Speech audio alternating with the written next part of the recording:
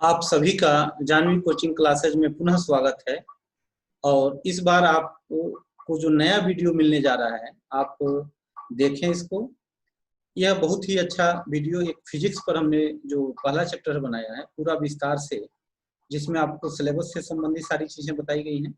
तो चलिए हम वीडियो स्टार्ट करते हैं और देखते हैं कि इसमें आपको क्या क्या चीजें हैं जो आपके लिए महत्वपूर्ण है। सबसे पहले हम आपको ये बता दें कि फिजिक्स में जो भौतिक विज्ञान यानी फिजिक्स कक्षा 12 का जो आपको प्रश्न पत्र पूछा जाता है, उसमें टोटल जो भौतिक विज्ञान कक्षा 12 में 70 अंकों का प्रश्न पत्र होता है तथा 30 अंकों का प्रयोगात्मक होता है। न्यूनतम उत्तीर्णांक जो होता है पास करने के लिए थ्योरी में 23 और प्रैक्टिकल में 10 मिलाकर के 33 नंबर का न्यूनतम अंक आपको प्राप्त करना होता है। और इस बार कोर्स में भी कुछ चीजें कम कर दी गई हैं। तो 10% की कटौती के बाद आपको जो कोर्स तैयार करना है तो उसमें कौन सा चैप्टर है और इसको किस तरह से डिवाइड किया गया है। तो फिजिक्स को टोटल 2 भागों में डिवाइड किया गया है, खंड क और दूसरा खंड ख है। खंड क में जो चैप्टर आपको पढ़ना है वह पहला है स्थिर विद्युत की, 8 अंक का प्रश्न इससे पूछा जाता है। और दूसरा है धारा विद्युत, जिससे 7 नंबर के प्रश्न आपसे पूछे जाते हैं। तीसरा है धारा का चुंबकीय प्रभाव तथा चुंबकत्व, 8 नंबर के प्रश्न पूछे जाते हैं। और विद्युत चुंबकीय प्रेरण तथा प्रत्यावर्ती धारा से 8 नंबर के प्रश्न पूछे जाते हैं। और पांचवा जो लास्ट है विद्युत चुंबकीय तरंगे से 4 नंबर के प्रश्न पूछे जाते हैं। इसी प्रकार से खंड ख से प्रकाश की 13 नंबर के, दूसरा जो चैप्टर है आपका द्रव्य और द्वैत प्रकृति 4 नंबर का, परमाणु तथा नाभिक से 6 नंबर का, चौथा इलेक्ट्रॉनिक युक्तियां से 8 नंबर का और संचार व्यवस्था से 4 नंबर के प्रश्न पूछे जाते हैं। इस प्रकार टोटल ख से और क से यानी कि खंड क से 35 नंबर के और खंड ख से 35 नंबर के टोटल 70 नंबर के प्रश्न पूछे जाते हैं। तो यह पूरा आपका सिलेबस है और इसको आप अपने कॉपी पर नोट कर लें। सिलेबस नोट करके आप इसका पूरा एक तैयार कर लें, नोट तैयार कर लें, जिससे कि आपको यह पता रहे कि आपको किस चैप्टर से कितने नंबर के प्रश्न पूछे जाते हैं। तो चलिए हम इसका पहला जो चैप्टर है महत्वपूर्ण, जिस पर हम आपसे परिचर्चा करेंगे, इसके बारे में पढ़ेंगे। इकाई 1 है स्थिर वैद्युत की, जिसको हम इलेक्ट्रोस्टैटिक्स भी कहते हैं। इस पूरे चैप्टर में हम स्थिर आवेश का अध्ययन करेंगे। यहाँ आवेश जो होगा स्थिर होगा, गतिमान नहीं होगा। जैसे विद्युत धारा वाला चैप्टर जब पढ़ेंगे तो वहाँ आवेश गति करता है, आवेश प्रवाह की दर को विद्युत धारा कहते हैं, लेकिन यहाँ पे आवेश स्थिर है। और इस पूरे चैप्टर में हम स्थिर आवेश की ही बात करेंगे, जिसमें से कुछ टॉपिक आपको यहाँ पे हम बताएंगे, उसको पूरा करेंगे। पहला है विद्युत इलेक्ट्रिसिटी क्या है और इसकी खोज किसने की थी। दूसरा है वैद्युत आवेश क्या होता है, इसका परिभाषा हम कैसे लिख सकते हैं। उसके बाद से तीसरे नंबर पर पढ़ेंगे वैद्युत आवेश के प्रकार, टाइप ऑफ इलेक्ट्रिक चार्जेस। और चौथे नंबर पर पढ़ेंगे वैद्युत आवेश का इलेक्ट्रॉनिक सिद्धांत। और 5वें नंबर पर पढ़ेंगे आवेश की क्वांटम प्रकृति, जिसको क्वांटमीकरण भी कहते हैं। और कुछ प्रश्न के जवाब जो आपको देने होंगे। यह पूरा टॉपिक पढ़ने के बाद से आप इसके लिए तैयार हो जाएंगे कि इन प्रश्नों के जवाब दे सकें। तो चलिए स्टार्ट करते हैं पहला चैप्टर। यहाँ पे आपको फिगर देख करके यह पता चल रहा होगा। इसमें पहले फिगर में आपको पूछा गया कि वैद्युत क्या है, आप वैद्युत का यूज सामने देख रहे हैं। और इसके बाद से दूसरे फिगर में पूछा गया है व्हाट इज इलेक्ट्रिसिटी, इलेक्ट्रिसिटी क्या है। तो सबसे पहले इलेक्ट्रिसिटी की खोज करने वाले जो महान वैज्ञानिक हैं, जिनका नाम यहाँ पे लिखा गया है, उनका नाम है, विद्युत की खोज बेंजामिन फ्रैंकलिन ने किया था। और पूछा जाए कि विद्युत है क्या, तो बहुत ही कम शब्दों में आप इसका जवाब दे सकते हैं कि चालक में बहने वाली अप्रत्यक्ष ऊर्जा को विद्युत ऊर्जा कहते हैं और इसका उपयोग प्रकाश, उष्मा तथा मशीनों को चलाने में किया जाता है। या पूछा जाए कि व्हाट इज इलेक्ट्रिसिटी, तो आप इसका जवाब भी लिख सकते हैं, electricity is the form of energy that can be carried bye wires and used for lighting, heat and provide power for machine. Benjamin Franklin ने एक समय पतंग उड़ा रहे थे और बिजली कड़कने की आवाज सुनाई दी और उसके बाद से उनको एक झटका भी लगा। इस पर उन्होंने शोध किया और पता लगाया कि जो बिजली कड़कती है उसमें ऊर्जा है और उसी को वैद्युत ऊर्जा का नाम दिया। और उसके बाद से यह आपके सामने ऊर्जा क्या है, वैद्युत ऊर्जा क्या है, विद्युत क्या है, इसकी परिभाषा हिंदी और इंग्लिश में दी गई है। तो आप इसको याद करेंगे और अपने कॉपी पर नोट बनाएंगे। ये पहला स्लाइड है जिसमें आपको विद्युत के बारे में बताया गया है। अब दूसरी चीज हमने आपको बताया था कि जब आवेश क्या है, दूसरा आवेश के बारे में पढ़ना है। सबसे पहले आज से लगभग 2500 वर्ष पहले थेल्स ने अंबर को ऊन से रगड़ा। यह पहला फिगर जो आपको दिखाया गया है ये अंबर है और इसको ऊन से रगड़ने पर इसमें कागज के छोटे टुकड़ों और तिनकों को आकर्षित करने का गुण उत्पन्न हो जाता है। इसी प्रकार से उसके बाद 2000 वर्षों तक इस पर कोई ध्यान नहीं दिया। उसके बाद लगभग 1600 ईस्वी पूर्व में 1600 आज से 1600 वर्ष पहले यह देखा गया कि कांच की छड़ यहाँ पे है, कांच की छड़ को गंधक है, अबनूस की छड़ को और लाख को भी रगड़ने पर इनमें कागज के और छोटे टुकड़ों को आकर्षित करने का गुण उत्पन्न हो जाता है। यहाँ पे फिगर इसलिए लगाया गया है कि आपने अंबर कभी नहीं देखा, तो फिगर के माध्यम से यहाँ अंबर, कांच की छड़, गंधक, अबनूस की छड़ और लाख को दिखाने का प्रयास किया गया है कि देख लेने से कोई चीज बहुत आसानी से याद हो जाती है और इनमें आकर्षण का गुण जो उत्पन्न हुआ, जिस कारण से उत्पन्न हुआ, उसी को आवेश कहते हैं। तो अब आप आवेश की परिभाषा बहुत ही कम शब्दों में लिख सकते हैं कि वैद्युत आवेश किसी पदार्थ का वह गुण है जिसके उपस्थिति के कारण वह आकर्षण या प्रतिकर्षण का अनुभव करता है। या आप लिख सकते हैं electric charge is the quality of substance due to which it experiences attraction और रिपल्शन। तो यह परिभाषा है और बहुत कम शब्दों में परिभाषा लिखा गया है। आप इसको याद कर सकते हैं कि वैद्युत आवेश क्या है। अब आपसे पूछा जाए कि वैद्युत आवेश क्या होता है तो आप यह परिभाषा लिख सकते हैं। बहुत ही आसान सी परिभाषा है, इसको आप कॉपी पर नोट कर सकते हैं। फिगर के माध्यम से आपको याद रख सकते हैं कि 2500 वर्ष पहले थेल्स ने अंबर को ऊन से रगड़ करके आवेश के बारे में बताया था और सबसे पहले इन्होंने ही इसके बारे में बताया था। अब इसके बाद से हम दूसरी स्लाइड पे आपको बता दें कि वैद्युत आवेश के प्रकार, टाइप ऑफ इलेक्ट्रिक चार्जेस। तो इलेक्ट्रिक चार्जेस दो प्रकार के होते हैं, धन आवेश और ऋण आवेश। तो धन आवेश क्या होता है? सबसे पहले जो परिभाषा दी गई थी कि कांच की छड़ को रेशम के कपड़े पर रगड़ने से कांच की छड़ पर भी छोटे कागज के टुकड़ों और तिनकों को अट्रैक्ट करने का, आकर्षित करने का गुण उत्पन्न हो जाता है। उसी प्रकार से अबनूस की छड़ को भी बिल्ली के खाल से रगड़ने पर उसमें भी अट्रैक्शन पावर उत्पन्न हो जाता है, आकर्षण का गुण उत्पन्न हो जाता है।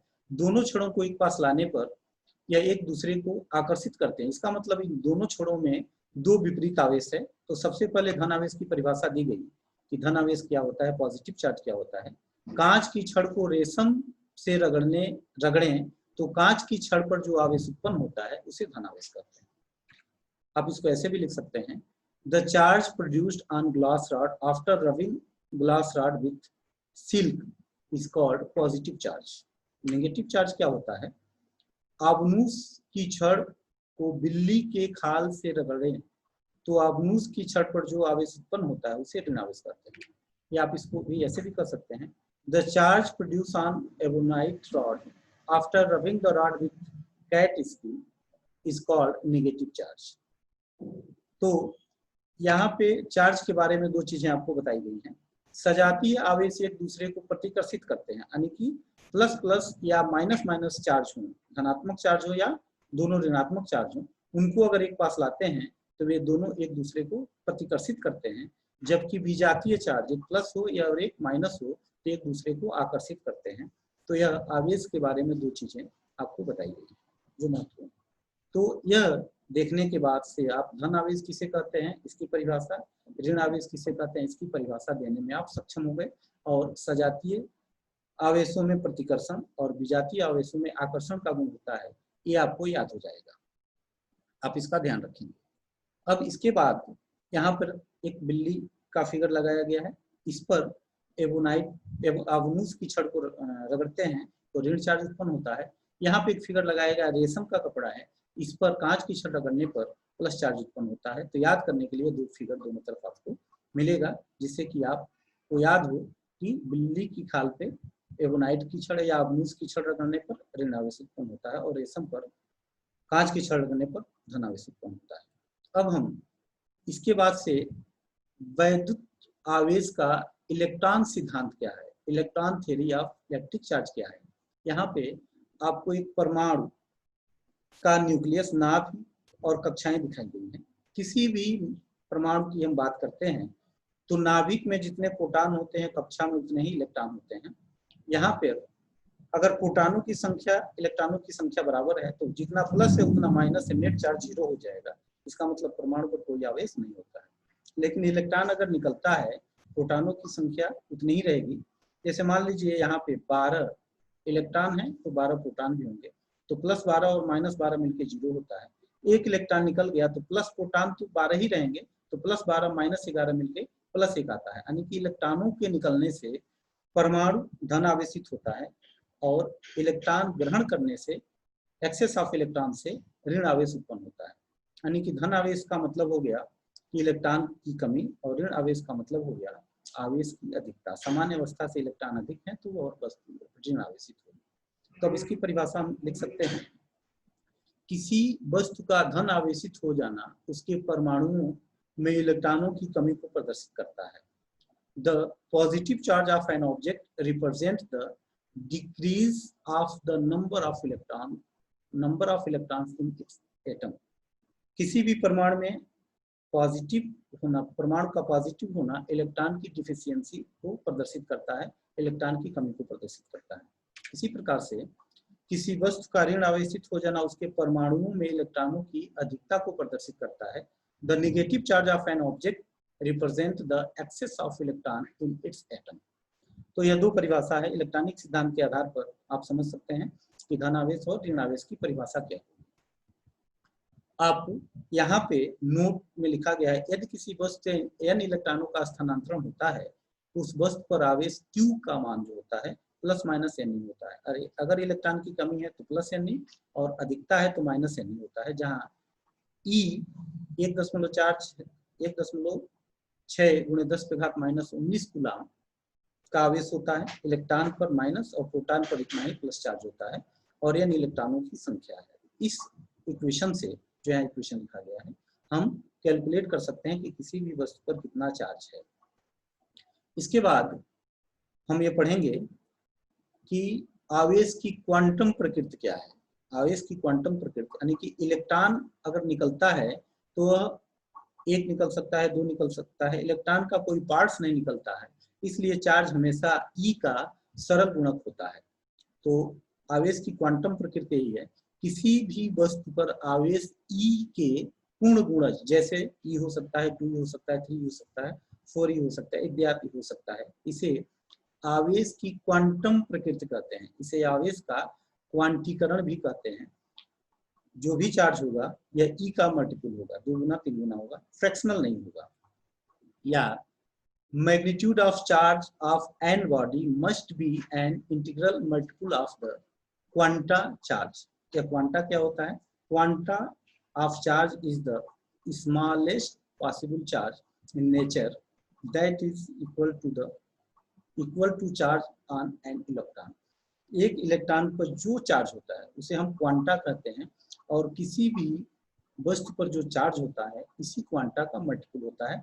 यह सबसे छोटा चार्ज होता है जो प्रकृति में पाया जाता है। एक इलेक्ट्रॉन पर चार्ज का मल्टीपल चार्ज हो सकता है। सबसे छोटा चार्ज एक इलेक्ट्रॉन पर चार्ज के बराबर होता है, जिसका मान होता है 1.6 गुणे 10⁻⁻19।